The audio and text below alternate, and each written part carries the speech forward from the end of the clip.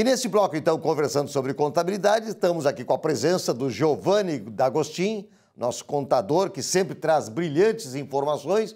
E como não poderia ser diferente, tudo bem, Giovanni? Tudo bem. Temos informações aqui para essa semana que são muito importantes, principalmente para os empresários, para os empregadores, não é? Então, Vilmar, novamente uma satisfação estar participando do teu programa. Existem dois assuntos nessa semana que vêm chamando bastante atenção aí dos empresários, né? Dentre eles eu destaco o parcelamento do FGTS. Sim. E um outro assunto que é sobre os acordos de redução e suspensão dos contratos de trabalho. Ah, aquele famoso que fez com que as pessoas pudessem, os empregados pudessem ir para casa e receber um valor do governo federal, os R$600, é isto? Seria esse assunto. Tá bem, vamos lá. Vamos começar pelo Fundo de Garantia, então, Giovanni? Pode ser, vamos começar com ele. O que aconteceu? Lá no mês de março, o governo federal editou uma medida provisória possibilitando que as empresas diferissem o pagamento do FGTS das competências de março, de abril e de maio para pagar em 6 vezes a primeira prestação agora no dia 7 de julho. Muito boa medida, né? Por causa também, para o enfrentamento da pandemia, as empresas estão com problemas de fluxo de caixa. Todavia, no momento da geração da guia da primeira prestação, a Caixa apresentou muita instabilidade no aplicativo e no sistema pela internet, naquilo que trata ali da geração da guia. Então, eu presumo que quase nenhuma empresa conseguiu pagar a primeira prestação desse parcelamento do FGTS. E o dia 7 de julho foi da semana passada, então, no caso, nós já estamos com a inadimplência. Já estamos com inadimplência, né? Nós tomamos conhecimento de que diversas entidades contábeis pediram para o presidente da Caixa tomada de providências ou a dilação do prazo do pagamento da primeira prestação. Não sei o que a Caixa vai fazer. O Sindicato dos Contadores, no qual eu presido, também encaminhou para o ministro da Economia, que se vincula à Caixa, e pedido de providência, porque realmente não foi possível a geração da guia pelos empresários. É uma lástima, né, o que aconteceu. Mas certamente eles vão tomar providências, né, Giovanni? Porque é uma questão de sistema, de informática, de TI, não é? Esperamos que sim, né? Sim.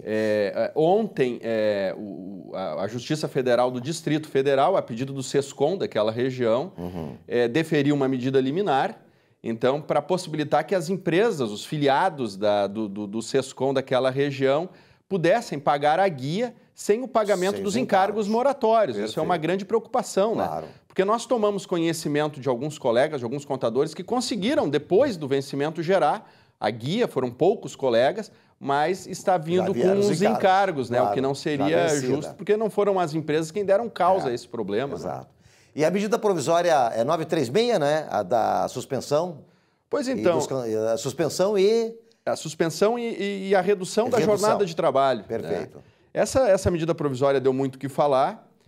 Foi uma medida, a meu juízo, acertada do governo, né? Claro. O governo ajudou tanto as empresas como também os funcionários, na medida em que possibilitou que, durante o período da pandemia, os empregadores pudessem suspender o contrato de trabalho dos empregados e o tempo limite de suspensão é de 60 dias.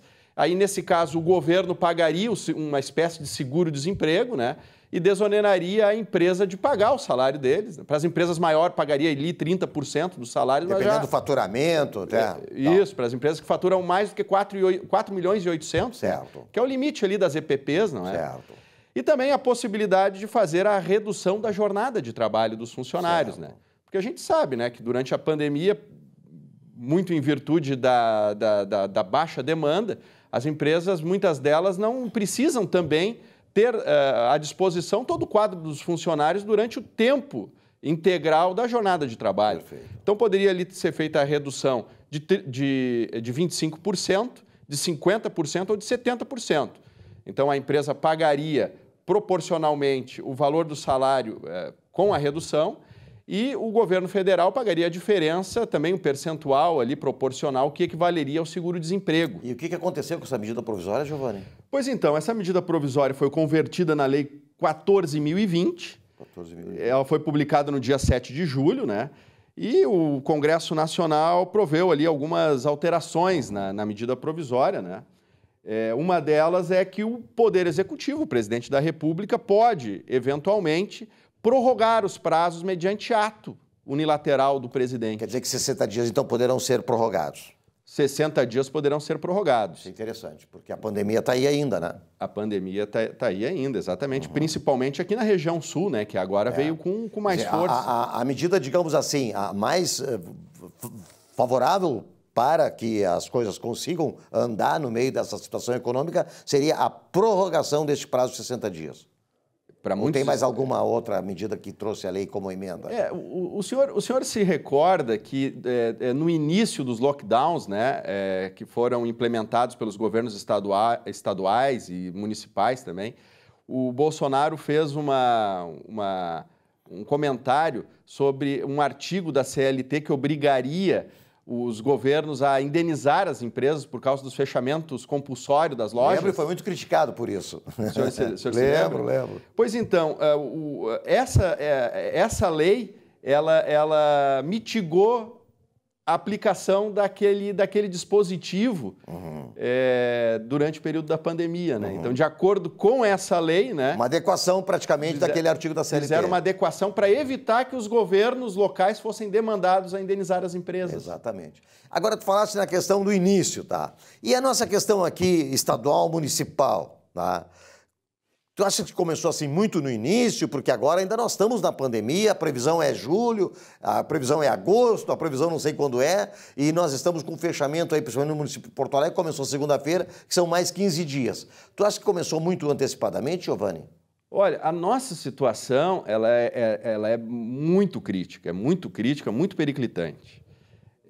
Lá em abril, quando foi editada essa medida provisória 936, o governo federal, então, deu a possibilidade de fazer essas reduções ou suspensões dos contratos de trabalho.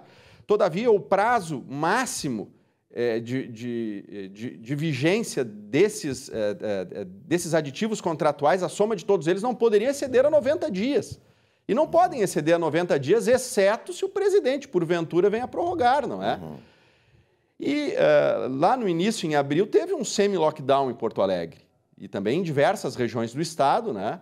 Muitos toques de recolher, e o fato que obrigou as empresas a adotar desses regimes da medida provisória, então, de certa forma, queimando o cartucho daqueles 90... Queimou o cartucho agora já. Queimando o cartucho. Então, quando chegou no 1º de julho, ultrapassou os 90 dias.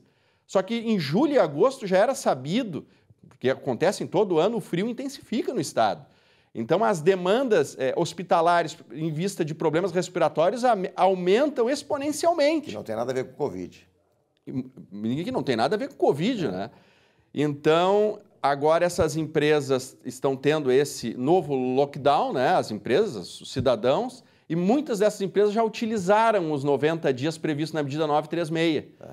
E é por isso que nós vamos enfrentar momentos severos aqui no estado. Eu acho que me parece, sim, que houve um equívoco aí na estratégia dos governos locais. Houve uma precipitação. Muito bem. Giovanni, muito obrigado pela tua presença, sempre aqui trazendo essas informações que são importantes, não só para a classe empresarial, mas para os cidadãos todos, para nós todos, porque a gente está no meio de uma pandemia que não se sabe como começou, né, e como vai terminar. Mas, na verdade, estamos administrando e o Giovanni está sempre aqui conosco, justamente nos ajudando a entender e a como nos conduzir no meio dessa situação toda. Muito obrigado, Giovanni. Muito obrigado, forte abraço.